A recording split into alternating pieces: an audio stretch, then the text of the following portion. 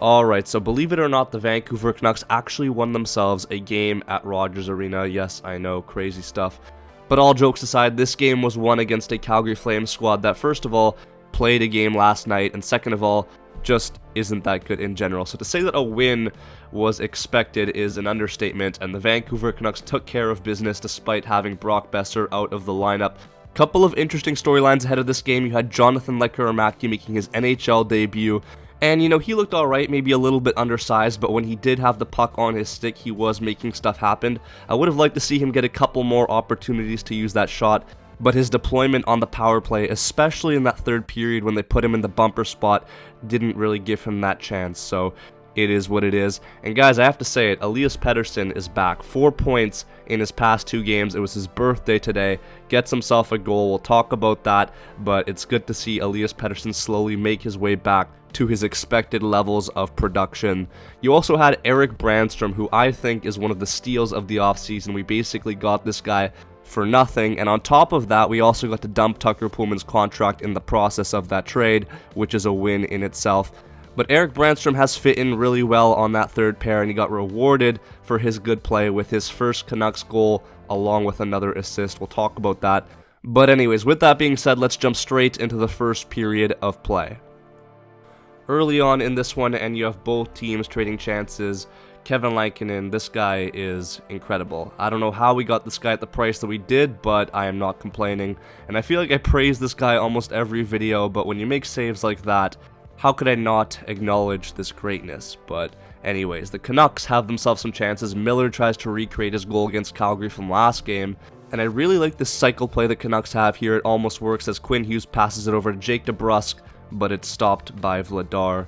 Later, the Canucks come super close. It's Soucy with a shot off the post, and then Suter can't get enough on it as Vladar recovers just in time. And as the Canucks mounted on pressure, the Flames have one break in the dying minutes of the period, and they score on it to get the opening goal of the game. And I don't know if it's just me, but Hronek has been fucking shit, man. Like, this guy, for a $7.25 million player, I feel like he's got to angle a little bit better than that. And I know Hughes did get the last touch here, but still, it's both of them on this play. Hughes has just been so good offensively that I'll let him off, but I don't know. Maybe I'm wrong about this. That's just how I feel. Hronek's got to step it up a little bit. We know how good he can actually be. In the second period, the Canucks get a power play. It's Miller over to Elias Pettersson and into the back of the net. Guys, this is why you never doubt the boy, man. The king is home. And guys, I'm telling you, he's going to keep getting better and better as the games go on. Good for Petey. Bluger directly after has a chance to get the go-ahead, but he's stopped by Vladar. But it's no matter because it's Miller over to Pius Suter, who gets his 6th goal of the season. And quietly, this man is now top of the leaderboard in terms of Vancouver Canucks goals this season. So fair play to Pius Suter. Flames got close to tying up the game, but they're unable to solve Lankinen. 2-1 is the way that the period ends. Pettersson's passing and vision has really come together throughout the past couple games. He makes a nice heads-up play over to Brannstrom, and after a couple more passes, Brannstrom gets it back, and then he fires it in for his first goal as a Vancouver Canuck. Really happy for him because he's been my actual unsung hero on this Vancouver Canucks team. He's fit in so well on that third pair and stepped up when he's had to, and he gets rewarded here offensively with his first goal as a Canuck. I'm sure there'll be many more to come for Erik Brannstrom. 3-1 game for the Vancouver Canucks, and that's how it finishes. They get themselves another win, 8-3-3 on the season. And as I'm recording, they have the best points percentage in the Pacific Division. They hope to build on this momentum against Bo Horvat and the Islanders on Thursday.